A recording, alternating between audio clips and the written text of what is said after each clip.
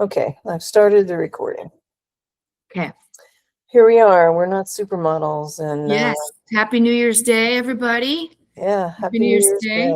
We Jen and I we decided we were having a private conversation and decided that we were going to record it and share it with you because some of you might be going through this as well. Yeah. And we have a very dear friend who's in hospice. Lung cancer, gene mutation came on strong. I talked to her 2 months ago. She's like, I thought I had bronchitis, and it's lung cancer, stage 4. And I just got the call yesterday that she's in hospice, and I get to come visit her tomorrow at 1:00 p.m. to say goodbye. And she's at home with her wife and friends and certain, family, and just shocked with how fast it came on. And she's got a nurse there for the meds and processing that and learning about that process. My ex-girlfriend Katie, her mom died 2 years ago, and she's like, yep, your friend's probably also on a lot of anxiety meds. My friend doesn't know where she is. She sometimes wakes up and thinks she's in the hospital still. So Jen has had this experience with her dad. And my brother. Yeah. And your brother, right? Who crossed your brother? When did your brother cross over? 2018. 2018, and dad was just last year, right? December 9th. Yeah, my dad was on April 24th. Okay. My brother was basically on hospice care, on pain medication, and yeah, it was. I gave him his last dose of pain meds before he left. Wow. Okay. So that was extremely hard to deal with because I felt like I felt like it was my fault in a bit, like not my fault, but I was, I gave him his dose of pain meds, and then contributed in your mind, and then he died. Okay. So, wow. My dad was on a ventilator for. Interesting thing about my brother, I'll just say this, is that I gave him the pain meds. My mom was in there, which is good. I think that she was with him. Yes. Even though she was making my life a living hell during that whole process, but that's another story for another time. She came out and said she thought he was gone. And there was a crack of thunder. Oh, shit. And I went back there, and he wasn't breathing, but then he took another few breaths. And then I think he finally went. Okay. But that whole process was, that's, you don't know when they're going to go. You don't. And they'll have very lucid moments too. And well, not very lucid moments, but like the night before, I was over with him and I was giving him his meds at like 3 a.m, and he told me to, he was talking to me a bit, and he told me to be careful driving home, and that he loved me, and then I went back over that next morning at like 8 or 9 o'clock. And my mom was like, I'll go with you. And I'm like, you don't need to go. And it's a good thing she did go because he did pass away then. Anyway, so my dad that's your big brother. That was your big brother, John. Yeah. He, I think, knew he was sick for quite some time. And, every time I went down there, he looked worse. And I'm like, Mom and Dad, something's wrong with him. Get him to a doctor. And I think he just didn't want to burden anybody with it. I think he knew, like he was an RN, so he knew he was going. Wow, your brother was a nurse. Yeah. Your brother was a nurse. I don't think he wanted, like he couldn't work, so he didn't have any health insurance in the end. So my struggles were going around trying to get him a doctor to come to the house to give him a diagnosis so we could get him into hospice, so that we could get him on pain medication, so that we could, and then I had to get a lawyer to come and do a will because they didn't have a will. Found a lawyer that came to the house and, did all of this shit. And in a very short period of time, in about like 9 days, is when this all transpired. And then in the meantime, my mom was fighting with my brother's wife every single day that she was over there. Oh shit, your brother was married? Yeah. At the time he had a wife. Oh God. Yeah. So I wanted to make sure that she was, I had to get a will drawn up because otherwise she'd have been fucked, right? Jesus, Chad. So, wait a minute. Is this one of those things where your brother was deteriorating and he just wouldn't listen to his wife? Because I could see that happening. Because you were like, Mom and Dad, get him into the hospital. And he didn't want to go to the hospital. He was just not doing it. But he was a I nurse. pleaded He knew. with him Yeah. to let me take him to the hospital, but he didn't want to go. He wanted to stay at home. Sure. So we set up everything at home. Okay. And, Did you have a nurse at the house? we had care workers there, and a hospice nurse would come if we needed. They came and went through all the medication with me and, showed me what to do and everything. And so they only needed to be there if we needed to change his medication. So I think actually they were there that morning because we needed to up his pain medication because he was uncomfortable. So okay. Okay. And then, yeah, so I mean, so as soon as we did that, he went almost immediately after that. So and it feels really weird. And I have friends that are nurses and they say that, it's not that they're putting them out of their misery, but it is what happens a lot of times with the pain medication. Sure. And yeah, I really struggled with it a lot. Being the last person that gave him his medicine. But my dad was on a ventilator, and he was on a ventilator for he was on a ventilator for about 22 days. I spent 17 days in his hospital room in intensive care, sleeping, eating, staying in the room with him the whole time. So I didn't feel like he was alone. He was on a ventilator the whole time, but he would react to me talking to him sometimes and move his feet and stuff. And then they ended up moving him down to another extended care place. And they're like, he might come out of this, but he's not going to have a great quality of life. You need to make a decision. You either you take him off the ventilator and put a breathing tube in his neck, and he might be here for a few months and then he might survive for a few more months, but he might not. Or you take him off the ventilator and you make him comfortable and you let him go. And that was even worse. That sounds awful. That was and you had to make that decision by yourself. You didn't have a sibling. Well, Vera was there. Right. I mean, your support, right? That's pretty much the decision I was making at that point. And, he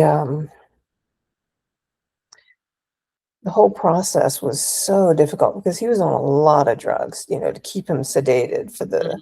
So once they took the drugs away and woke him up, he looks at me. He wakes up and he looks at me right in the eye, and he's just like, "What the fuck?" I could see it in his eyes, like, "What the fuck?" And then once they got the tube out, they started giving him medication again to just, to take the pain away and to take the.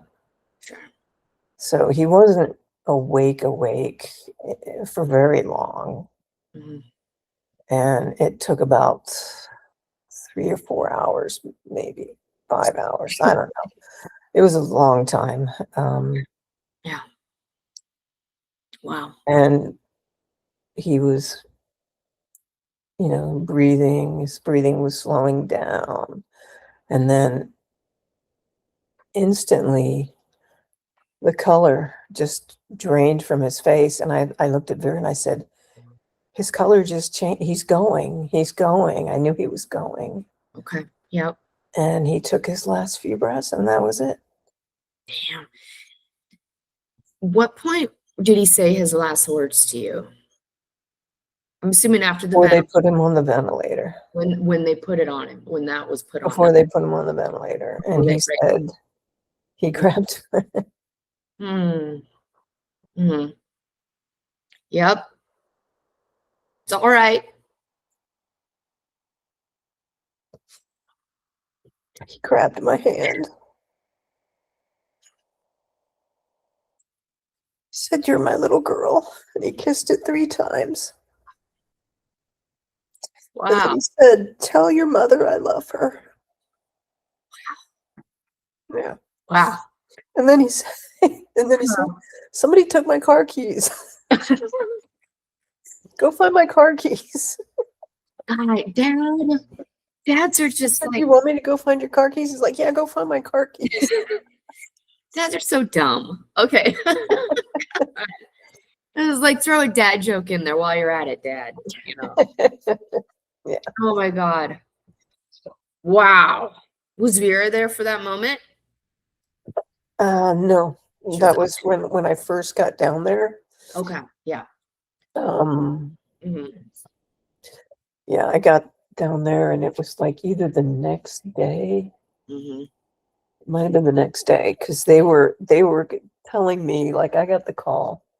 Yeah. When I was on the way to the airport, the guardian called me and said, "They're putting him on a ventilator now." And I said, "Can you hold off on that? Can you just hold off on that?" She's like, "No, I have no control." And I said, "I would like to say something to him before they put him under, Yeah, and or else. and I don't know, I guess I thought that he might come off of it, and Yeah. But gratefully, I took a class in college. It was a class about death, and the professor only offered it every like 4 years, and I learned a lot. I learned a lot in that class about death in the United States and how we treat it, and there's we watched a video. There are women. This was in California, and I don't know if the organization still exists, but they were called Midwives of Death, and these were for families who knew their loved one, and the loved one knew that it, was terminal and there was going to be hospice care. So these women would come in and they would handle everything, and that way the family could just grieve. And when the person passed away, the body would stay. Jen, what are you doing over there? You hiding under the table? I was turning a light on. Oh, okay. I like, it was a little bit brighter, but it's not much brighter. Saw the top of your head. I'm like, my buddy's you hiding over there, buddy. All right. No, but yeah, they would, once the person crossed over, the body would stay in the house for a couple of days. And that way people could come through and people would just lay with their loved one. And granted, it's not the person has transitioned, but it was the healing process for the family. And they did a comparison between families that experienced this way of grief versus the person dies, you put them in the ground within a week. And the long-term healing was far greater with the family that got to say goodbye for a few days versus the family that just put the person in the ground. And I do appreciate the Irish wake version where you party with the corpse for a few days, and get to say all the things. Because for healing purposes. And then I went to a pagan gathering and learned from the priestess that death Before Christianity, death had been a welcome friend, not someone to fear or the grim reaper, in those terms, but as a welcome friend that would come and take away the pain. And that seemed like, that's a completely different perspective. So imagine growing up as a child and that's your viewpoint on death, right? Like, yes, it's sad and death has come and has opened arms and is the ferryman, so to speak, the person to guide you to the next place, right? I was like, so I try to keep that in mind for myself. But damn, I haven't experienced it up close like you have. Not with a human being. My mom has experienced it up close. Her Aunt Judy, my great aunt, died young, like 54, pancreatic cancer. And my mom was there for hospice, and she said Judy fought it. She fought it, and I think that was really hard for my mom to watch. And she was like a second mom to my mom, and I took my mom out for a while. I took her out. Yeah, Judy was funny too. She and her husband played tennis, and they would drive around in their Jaguars, and then had tailgate parties after tennis practice, right? And they'd open the trunk of the Jag, and everyone would come, and they'd have gin and tonics and stuff. I mean, just like who are you people? Yeah, and they would drive around my great. Is this in Alaska or Oregon? God, no, this was in Oregon. This is Portland, Oregon, and they would drive around my great aunt Zip, my great grandmother's sister, and she had a martini kit that she would bring with her. It was a little case, and Zip had her martini kit and her Dachshund, Folly. And they would drive her around like driving Miss Daisy. I mean, that's what it looked like. They'd pull up, and there's Zip in the back seat with her dog and her martinis. Now, Zip is her real name? Yeah, Honora Zephyrin Murphy. She went by Zephyrin, and therefore she went by Zip. Yeah. Okay. My brother Brock if he had been a girl, they were going to name him Zephyrin. She was a feisty little thing. Youngest of 3 kids, grew up in like Oswego, Oregon, in a house that I think her parents built, that she was born in. Like, they didn't have hospitals. You were born in a house, right? Yeah, I remember visiting that house as a kid, that we would go and visit them. And but anyway, my mom was there for Judy when Judy died, and my mom told me it was awful, and Judy fought it, and she didn't want to go. She had grandkids, and she was in her 50s, for fuck's sake, right? And Zip died of pancreatic cancer as well, and I think gin played a part. I mean, so I avoid the gin. I'm like, is that my family's, kryptonite? Or martinis, which is vodka, right? Is vodka? I don't know. Vodka or gin, yeah. A lot of gin. I just thought it was a weird coincidence. Yeah. I just thought, who knows? Maybe it is a gene mutation as well, because it clearly runs in the family. But and that pancreatic cancer is no joke, Jen. That took them out quick, yeah. That's a very quick one. There's no treatment for that either. There's no treatment. Okay, because this was back in the 90s. Steve Jobs lived a good while with it, but he had a buttload of money to throw at it, so. Right, yep. I had clinical trial after clinical trial after clinical trial. So he was pancreatic cancer. Steve Jobs. Okay, I didn't know. I didn't know what killed him. I knew it was a cancer of some kind, but okay. I think Patrick Swayze was too. Yeah, Patrick was. Patrick Swayze was a badass, because I was watching a show after his death, and he had pancreatic cancer while he was filming that TV series. And he would wake up in extreme pain, but he couldn't get on painkillers because he had to do a scene, and he couldn't be doped up. So he treated his pain through like meditation and yoga. And I'm like, that's nuts. Like his discipline and strength of mind. Yeah. that just blows me away. Yeah. Yeah. To do scenes in that kind of pain. Mm-hmm. Yeah, that blows my mind. Yeah. Yeah. So death is part of it. I also learned in my class, my professor, he had a really good point. He's like, people say death is natural. No, it's not. Let me give you an example. If death was natural and you're walking through the quad at campus, UW campus, right? And someone falls over dead, if it was natural, you just keep walking. Like, oh, yeah, person died. He's like, it's not. We're like, oh shit, what's that? Like, oh my God, 911, right? I was like, oh, that's an interesting point. It is natural. It's a progression, but psychologically for us, we're not there. We're not there. Yeah. Maybe we were a long time ago, hunter-gathering society. I don't know, but we also didn't live as long, probably. Yeah. I think you were old if you were in your 40s. Yeah. You were a fucking elder and you were magical because if you go way back, it's probably even younger than that. But right, because we kept getting eaten by stuff and diseases, and childbirth killed people all the time and killed babies and all. Yeah. God. Plagues. Yeah. What's that? Plagues. Plagues. Shit, right? Oh my God. I was just thinking about, it just made me think about these things. So, so that's what we're grappling with over here, listeners and viewers of our podcast. We got some death of our pack members getting ready to cross over and navigating that.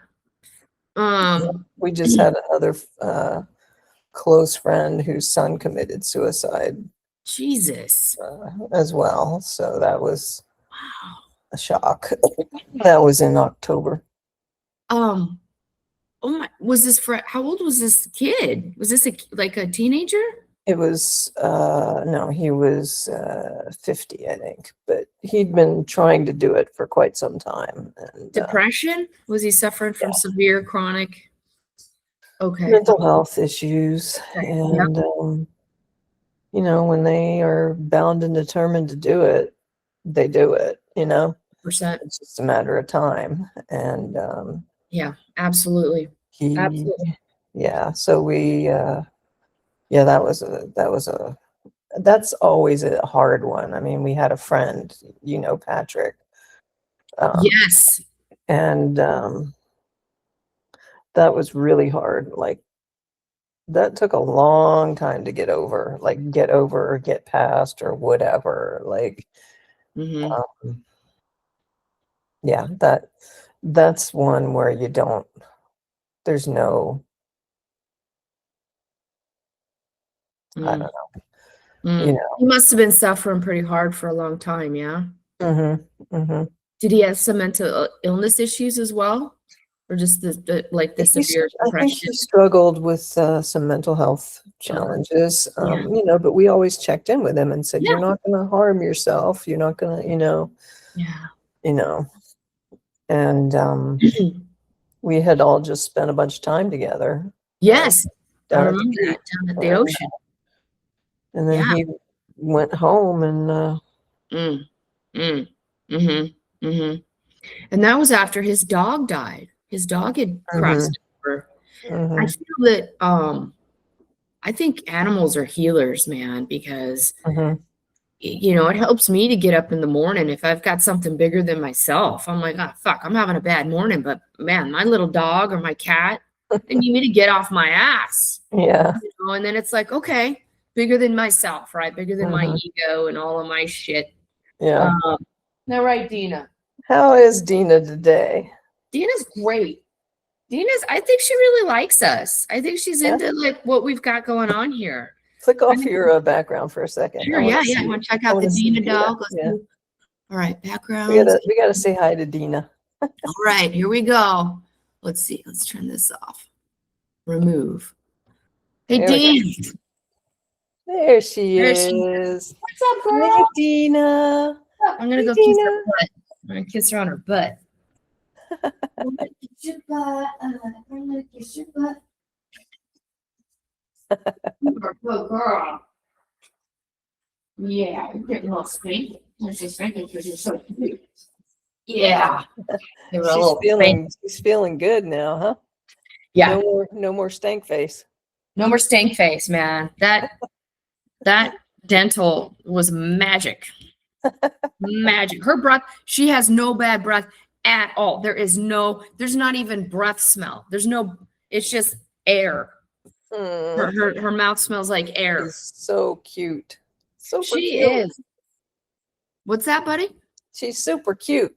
She is. We're talking about you on our podcast. Whatever, lady. I know, right? No, but I can see how if Patrick was already grappling with stuff and then his best friend, his little dog. What was his little dog's name again? Quincy, because he was a little guy like this, but all white.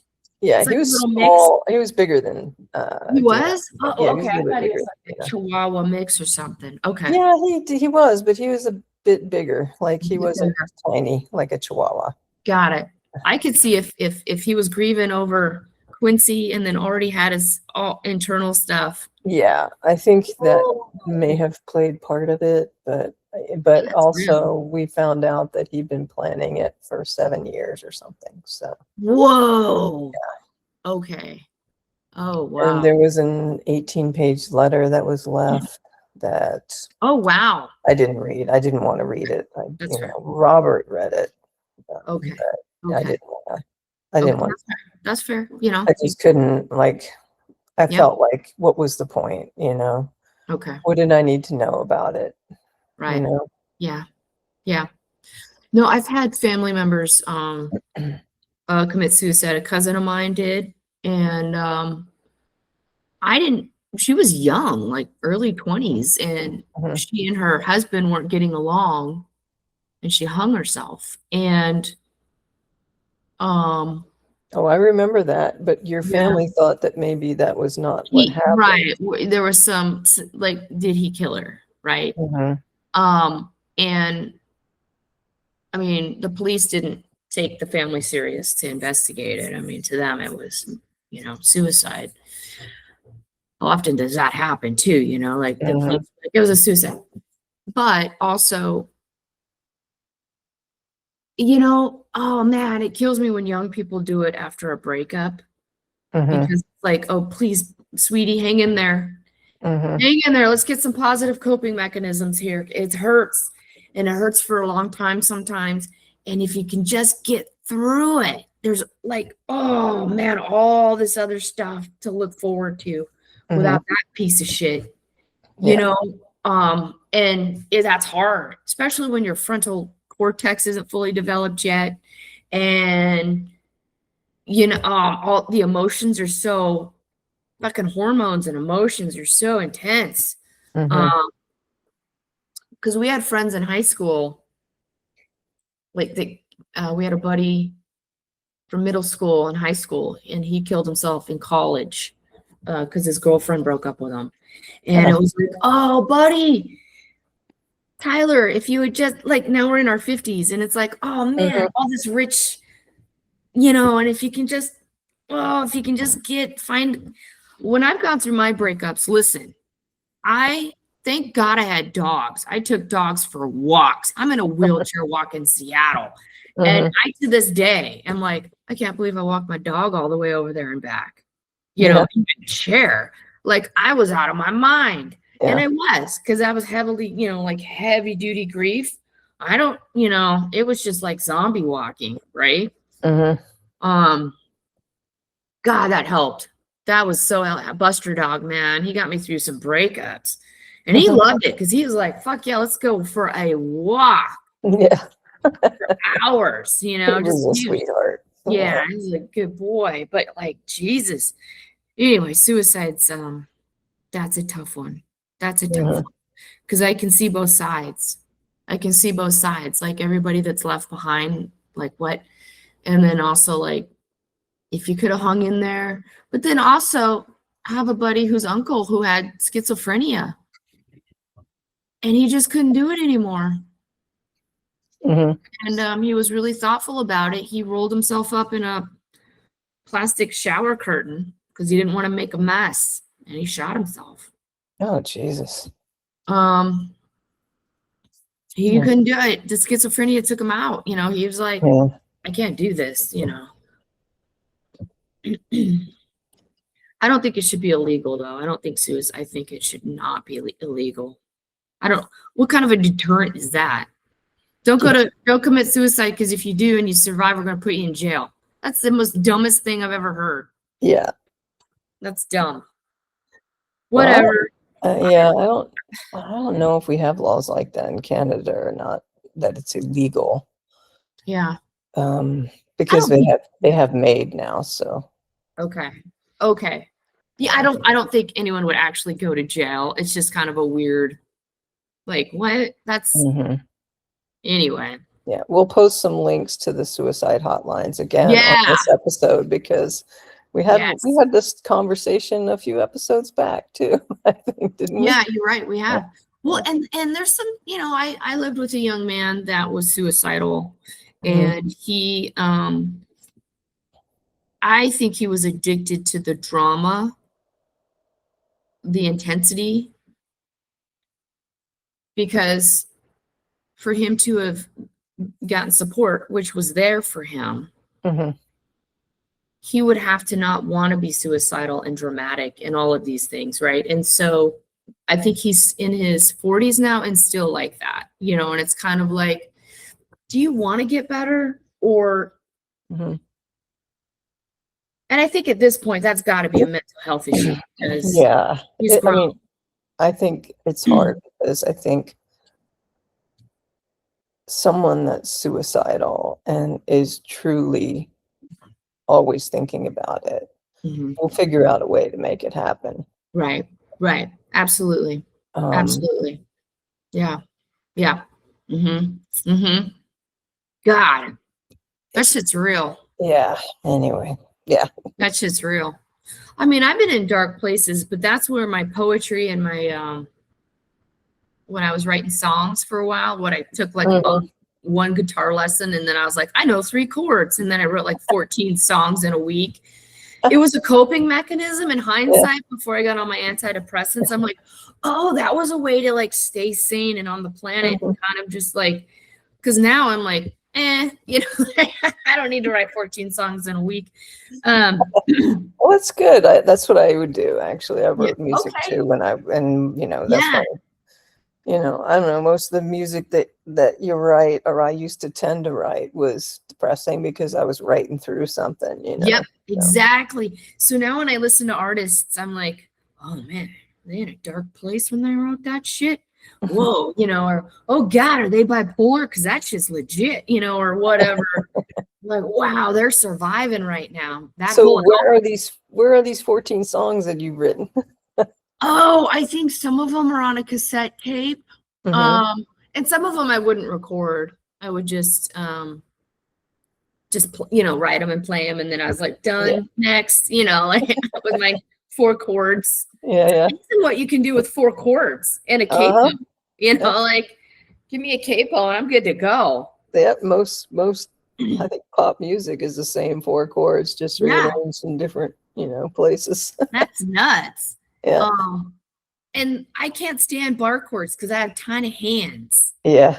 And like, you kind of need those long fingers for those bar chords. I need a good little tiny guitar, but that sounds like a big guitar, and I don't think that exists. But those bar chords are assholes on an acoustic. Fuck those things. Capo. Just give me a capo, and I'll just play with that. Screw this. Yeah. You do bar chords, don't you? Yeah, but I have trouble with them because of the way I'm sort of double jointed in my hands, and so I don't have the ability to do bar chords well because of the way my thumbs are. So I don't have the leverage that you need to press against the neck of the guitar. Right. Okay. Do the bar chord because my thumbs go like that. Oh, what the fuck is your thumb doing?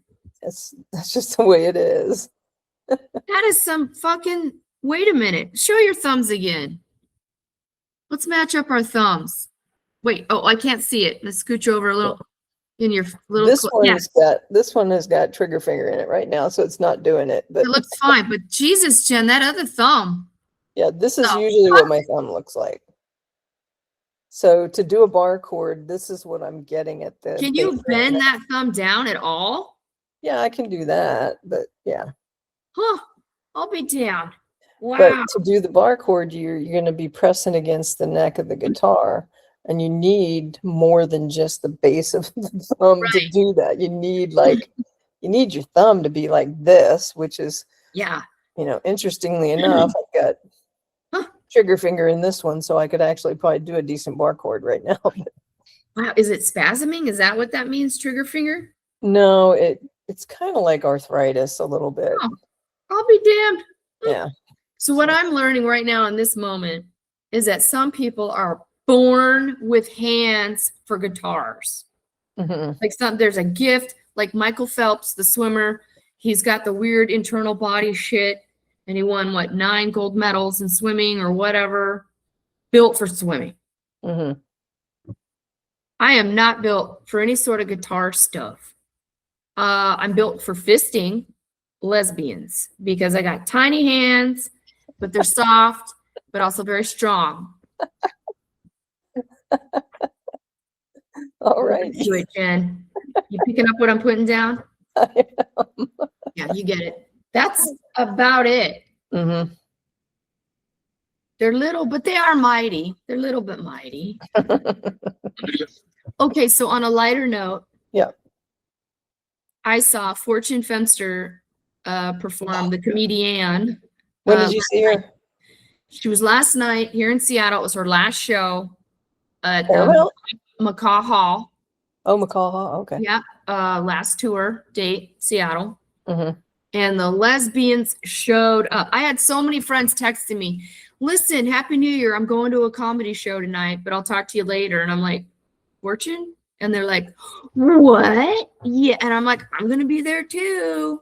Oh. I didn't see them though. It was Did they film it? I think they filmed it for her comedy special, I think. Yeah. Okay. Because I know in the past, she said tonight, she's like, I wanted, because someone had asked her, why did you pick Seattle to be your last date? She's like, Seattle's been good to me. You guys have always been good to me. Yeah, I filmed my special here, my whenever special. And I wanted to go out with a bang, and I was like, sweet. Yeah, and it was lesbians. And there were young people, there were teenagers and shit. Because she's a pretty clean comedian. But she mentioned her handsome podcast. And I nudged Marty next to me. I'm like, that's why we call ours Notsupermodels, because we thought handsome was such a cool podcast name. Cool. But yeah, so what happened was housemate Marty, he has enough stuff, and we had Christmas, right? And so I was like, we're going to do an event. And I went online and I'm looking at events, and holy shit, there's Fortune. This is like Christmas morning. Shh, don't tell Marty. I got his present Christmas morning because I didn't know what to fucking get him. And I saw Fortune was performing. I'm like, get out of here. And tickets were totally affordable, so I got 4. And it was supposed to be us 2 and a couple other peeps, but the other peeps couldn't make it. So I invited ex-girlfriend Katie, because Marty's buds with her. And then her son came, her teenage son, Jacob, who's 16. But anyway, so I'm giving Marty his present in the morning, right? For Christmas morning, we're doing Santa. Santa came. And I'm like, okay, listen, I got you a present, but it's for me. But it's for you, but it's for me. Because Fortune's a lesbian comedian, right? I mean, anyway, we went last night and it was hilarious. She did great. She did great. And it was good for Jacob because young Jacob is around a lot of lesbians. So it was nice for him to be around a positive male role model like Marty. They sat next to each other and it was good. And they hugged at the end, which was great, man stuff. And Fortune was hilarious, Jen. She did great. Yeah, we had a very good time with her. There's a lot of laughter. a lot of lesbian jokes. Yeah. And the whole place, I mean, yeah. Someone, she reached out to the audience and would ask, pick out someone and ask a question. And one of the women was like a PE teacher. His fortune's like, I love me a PE teacher. And this woman, it turns out this woman's like, oh, I'm not from here. I'm from Sacramento. And everybody in the audience was like, oh, right. Because Seattle, you know, like anti-California. So it's like, oh, I'm from Sacramento. And Fortune picked up on that. Like, oh, shit. Did you hear that? Everybody in this room does not feel it. Sacramento right now. Yeah. But anyway, she was great. Such a good time. Guess she's going through a divorce. Yeah, I know. Yeah. I did not know that. I was like, they got no. Yeah. How long had she been married? Like 10 years? 10 years. She said 10 years. Because I remember her special when she had just gotten married. And she posted the photos of their wedding day and how like the waves were crashing up on them, getting them all wet in the wedding dress and all the things. Yeah, I was like, oh man, they didn't make it. But that happens sometimes, you know? Yeah, I guess the day she got separated, and then it was like the next day her mom called to let her know she had cancer. Yeah. Right. I was like, Jesus, Fortune, that's an awful week. Yeah. She was so bad. Yeah. She said that was an awful week. Yeah. But did she say why they broke up, or they just went their separate ways? She didn't go into details per se. It was just kind of like after 10 years, they were sitting on the opposite sides of the couch looking at their separate TikTok accounts. You know, like, which I think relationships can become complacent and kind of boring. And then, or now you're annoyed with the person. All the things you thought were charming are now just annoyances, and, who knows? I don't, she didn't go in heavy detail about that. But the show was great. And I was glad to see that there were so many, I think it was probably sold out. I might've gotten the last 4 tickets. Really? Yeah. And they aren't, what? Do you have good seats? We had good seats. They weren't wheelchair accessible. All right, listen up, audience. Listen up.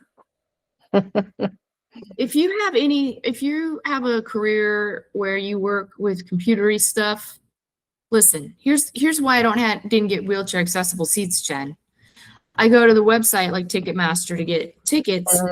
They don't have a place for someone to click on wheelchair accessible. Wheelchair accessible, Nothing. There's no, I either have to go down to the venue or call, right? The only venue in Seattle that I have been able to actually click on wheelchair accessible would be Climate Pledge Arena, which is brand new. So you're damn right it should have a click. It has an icon for wheelchair, and I click on that, and then it takes me to the seats. Safeco Field, no. CenturyLink, like where the Seahawks play, no. McCaw Hall, clearly, no. I mean, none of the venues. And they need to fix that. Yeah, they do. Because that is bullshit. Yeah, I know. I've tried booking tickets for us to go to a show before, and it's like, I call Ticketmaster, and they're like, well, you have to come down to the venue. And I'm like, what the fuck? Right. Yeah. Lazy. That's just laziness. That's all it is. That's 100% just fucking lazy. So the person in the wheelchair's got to go down and get their tickets when all the able-bodied people are able to do it online. Like, that makes fucking sense, doesn't it? Right. Oh, no, last night, there's the elevators and I'm waiting, and there's all these able-bodied motherfuckers waiting to use the elevator. And I'm like, take this fucking stairs. Like, why are you guys? There were some people with canes. I'm like, I got you. But everybody else there was some young, able-bodied folks. And I kind of cut in front of them. And I'm like, oh, are you guys in line for the elevator? And they're like, oh, yeah, we're just a really big group, And I'm like looking at each one of them. And I'm like, there's no way any of you assholes have bad knees, right? Like, well, I'm glad you cut in front of them. Yeah, I'm like, go fuck yourselves. Nah, that shit burns my ass. Oh God. Okay, so I go into the bathroom before the show at McCall Hall. I counted. There are 17 stalls. 17 stalls in the women's bathroom. The one handicap stall has a drunk lesbian in it puking her guts out with her friend in there holding her hair back. Oh, great. And I'm like, all the stalls are empty, but the one I need. Luckily for them, there was one stall that's a halvesy stall. Like an electric chair couldn't get in there, but my chair can. So I just used that, which is right next to the wheelchair stall. So I hope they saw my wheelchair tires and were like, because if it was just regular stalls in the one wheelchair stall, I would have had to have knocked on it and been like, guys, can you do the hair pee thing in the next stall? Because I gotta pee. Yeah, and I'm sure as lesbians, they would have been like, oh my, mortified. Oh my God, horse. I'm so sorry. But listen up, peeps. Use the able-bodied stalls. Yeah. Wheelchair stall is not for you. It never was for you. It's not for, curb cuts are not for you. If you're able-bodied, curb cuts are for me, delivery personnel, and strollers. That's it. If you see a curb cut, you keep the lane clear for me in case I show up. It's just stupid shit like that. It's like, let's get some awareness, people. Let's get some goddamn awareness. Yeah. I'm sick of your shit. Yeah. Yeah, right, Jen? I agree. Yeah. That's right. Thanks, Jen. I like hearing the background. We won't even go into the plane thing. Oh boy. Right? Well, okay, so a buddy of mine in a wheelchair, she's in an electric chair. And she sent me a link from some study is being done. Hold on one second.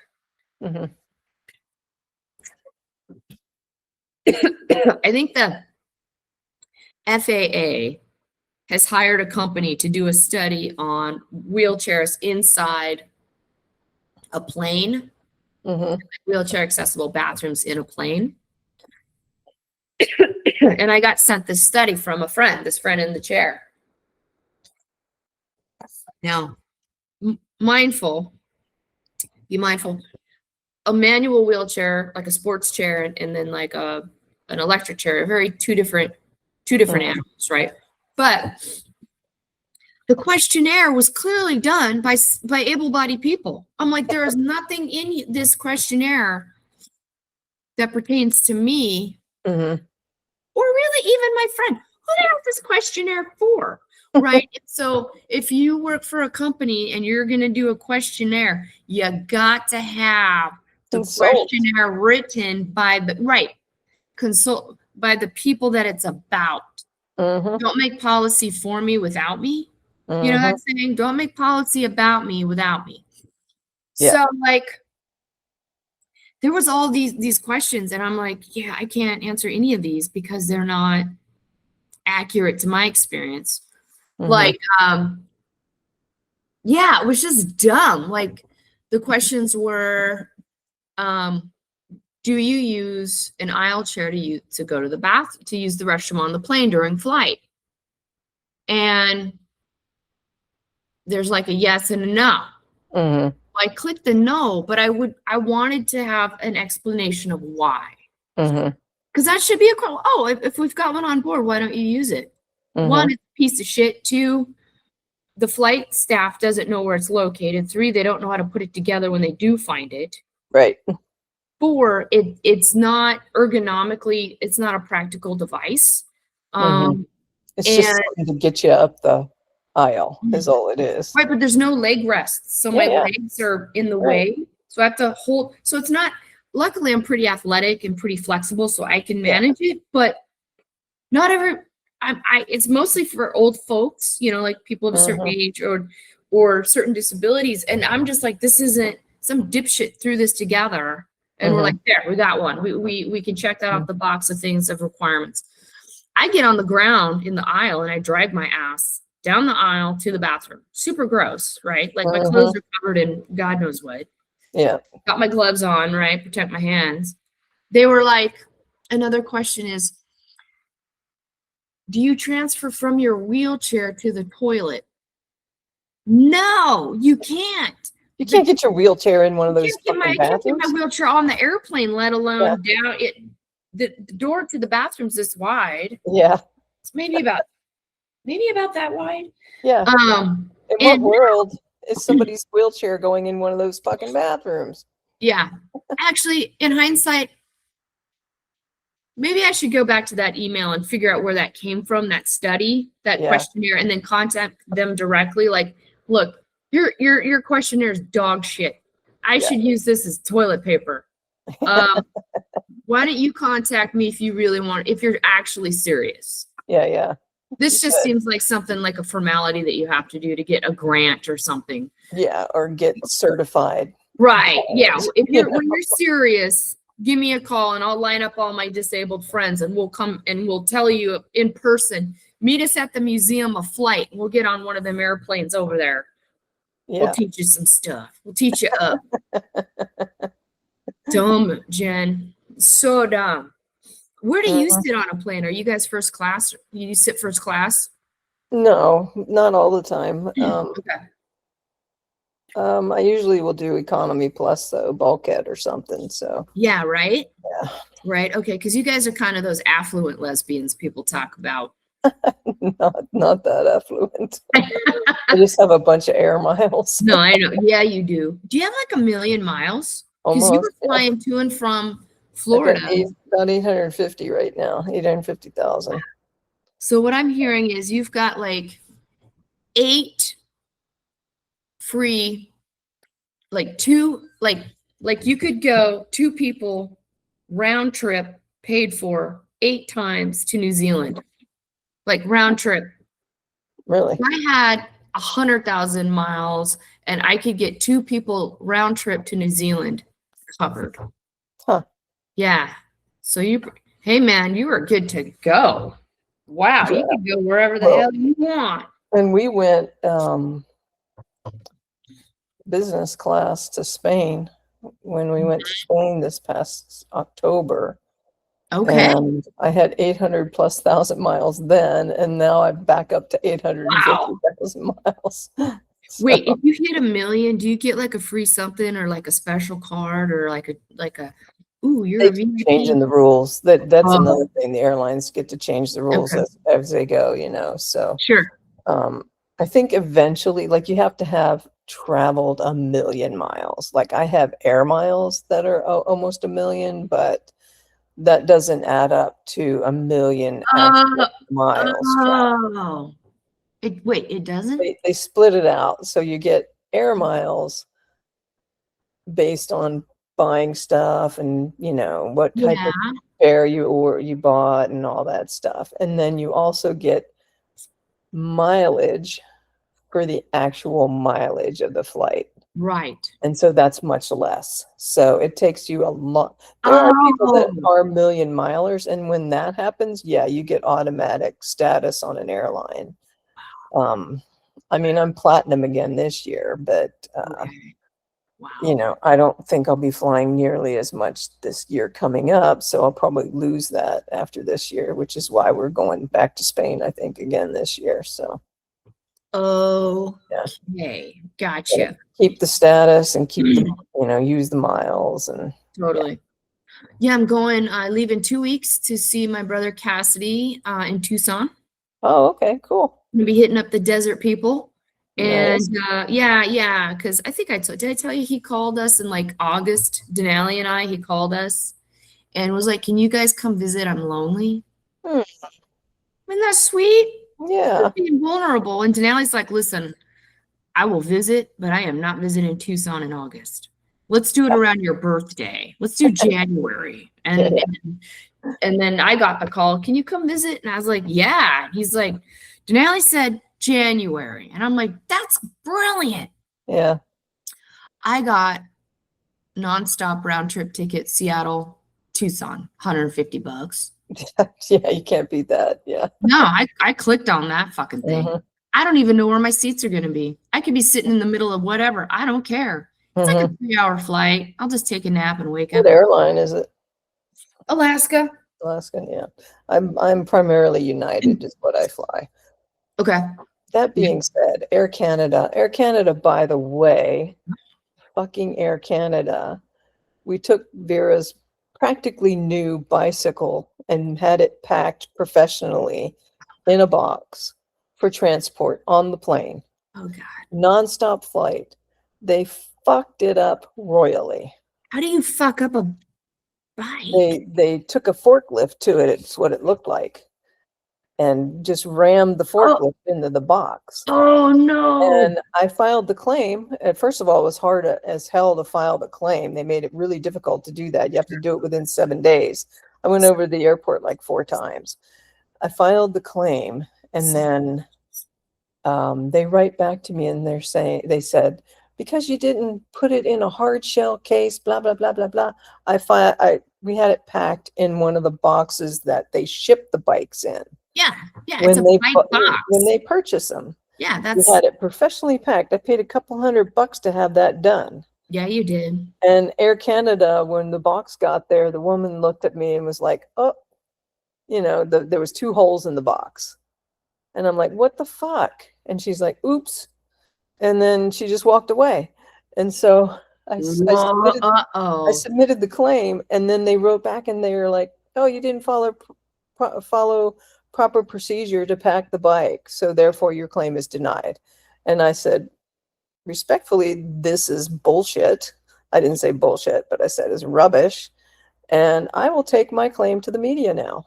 So that's right. Good luck with that. And I will file a claim with the Canadian Consumer Rights Bureau. I will, yeah. The assholes didn't even ask us for a receipt. We're still trying to get it repaired. And I'm probably going to be able to get it repaired fairly cheaply. Okay. But it's an e-bike. That was a $2,500 e-bike, right? Oh no! Yeah. Fuck. And they didn't even see a receipt. They were just like, "Nope, we're denying your claim." And I said, "You are full of shit," basically, in my response to them. And this is not the last you're going to hear from me. That's right. Good for you, Canada. Yeah. They woke a sleeping dragon. Oh shit. Yeah. If anyone knows how to do paperwork, it's Jen. You know how to file paperwork. You've been doing that. Yeah. I know how to file paperwork. I know how to follow procedures. I followed your stupid fucking procedures, Air Canada. We packed that bike professionally, and you fucked it up. Well, and that too, to me, that's when shit gets frustrating. It's when you do it the right way. You made the time and you paid the money, because it is an extra pain in the ass, and you did all of that. You did that. And all they had to do was get the fucking thing on one plane for 3 hours. And they fucked it up. See, that's why we need to have our lesbian airline, because 2 lesbians loading up that bike would have been treated correctly. We loaded it in the cab by ourselves. There you go. And they loaded it, putting it in the plane. Yep. That's right. Baggage handlers. Yep. Oh man, I love those consumer videos where, I mean, this is from the 90s as I recall, but it'd be on the news, where footage, and you're watching, and there's the person on the airplane in the window seat watching a baggage handler go through that person's bag, stealing shit. And the person's taking pictures of it, oh my, because before phone, something oh my God, this person, that's my stuff. What? And the airline being so they take it to the media. Yeah. Oh yeah, or that didn't happen. And it's that's right. There's a bunch of fucking assholes. Totally. Yeah. They first of all, they make it extremely hard to even file the claim. Okay. And then, I had to go over there and get somebody to resubmit the claim because they didn't submit it the first time. And, if I hadn't been following up, it would have just been, then they would have been like, oh, you didn't file the claim in time. Too bad for you. Sucks to be you. Yep. Yeah. It's hey, go. Hey, right. Yeah. Go suck a bag of dicks, as my brother would say. You can suck a bag of dicks. That's right. He said Air Canada. Yeah, Fuck take that you, Air Canada. Oh man, I'm sorry, buddy. That's okay. I'll get him. I'll get it taken care of. Can you hold it a minute? I want to show you the shirt that I wore to the Fortune fester. Okay. Yeah. It's my beaver sweater. Hold on. Yeah.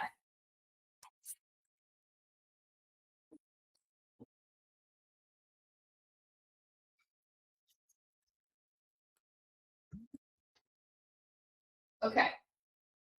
Dean. Okay. So I guess I didn't know this. She mentioned it in her comedy show last night. Fortune said she's the Zootopia movies. So there's a Zootopia 2, number one Disney movie ever made right now. Number one. They added a character, a beaver, and Fortune's the beaver. I didn't know that.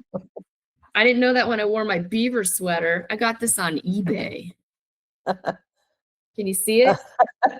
Yeah. Is that? Oh, okay. That's a log. I was gonna say, is that Darth Vader? Was that? It looked like a beaver with Darth Vader.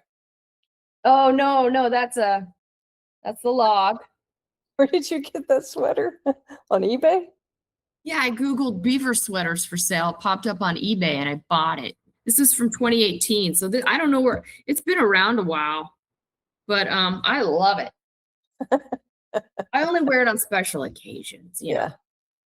Because it's, special. But yeah. And I love that Fortune plays a beaver in the kids' cartoon. I'm like, this is awesome. I gotta go see that. That's gotta happen. Yeah, big time, right? Awesome. Oh my God. Well, listen, Jen, I feel like good. Call it done, and I will see about Jason on our next one, maybe, if we can do that. Yeah, let's interview that guy again. Yeah. Let's interview Mr. J. And he said he would do an original song too, which I think would be cool. What? Yeah. That's a big yes. Yeah. Oh, an ex-girlfriend, Katie, last night, because I was talking about the podcast and stuff. And she's like, oh, I want to be on your podcast. She's a sex therapist. Okay. Or she might be an interest. We got to come up with some questions. Yes. And all the questions. And I think she'd be a fascinating interview. I think that's a great idea. Thank you. Yeah. Because after Fortune last night, we ended up going to a New Year's Eve sex party. And another sex party? I saw stuff, Jen, that I can't unsee. You know what I mean? I saw stuff I can't unsee. But here's the thing. I'm going to say this. Did Marty go with you? No, we dropped his ass off at home. And Katie's boy took her car home. And it was just the two of us. So the two lesbos went to the sex party. I've been to this party 2 or 3 times. And super fun and weird, and all the things. And, there's people walking around naked. And there's people like a lady had her man on all fours with a chain around his neck. And he had like dirty plates, dirty dishes on his back. And he's like, she's walking him. He was bringing the dirty dishes into the kitchen, stuff like that. And I'm seeing all the stuff, right? And there's sex stuff going on in a dungeon and all the things. Consensual adults, all the consensual adulting. And you know what threw me off in that house? All the shit I was witnessing, right? What threw me off, my friend, I look over and in the office, they're growing a lime tree. A fucking tree. A lime tree, a citrus tree was growing in their house. It had limes on it. Wow. And I dreamed about that shit last night. So of all the sex stuff, whatever, it was the goddamn citrus tree in their house. Blew my mind. I'm like, guys, is that a lime tree? Are those limes on that little tree? Lime trees are ugly. I mean, they're scrawny, and they're like, yeah. And I'm like, holy shit. It had like a light on it, and it had limes on there. It's Seattle. I couldn't even with this. Seattle. That is impressive. Yeah. That is impressive. Cuckoo bananas. I couldn't even. I was just like, naked butts, get out of my way. I got to look at this lime tree. Like I was like, what? Yeah. Well, and then Katie's like, well, at least no, now we know nobody's getting scurvy. And I'm like, yeah, apparently, I guess that's a thing. Yeah. Wow. Right? All right, well, buddy. And on that note, we covered a lot of ground today, folks. So thanks really for did. tuning in and or listening tears, in or laughter, watching, and tune in again next time for We're Not Supermodels. That's right. All right, buddy. Good visiting with you. Some good medicine today. Yeah. Okay. We high five, and I don't know what that was, Jen. I don't know what that was either. High five. There you go. There we go. Okay. All right. Talk to you later, buddy. Okay. See ya. Bye.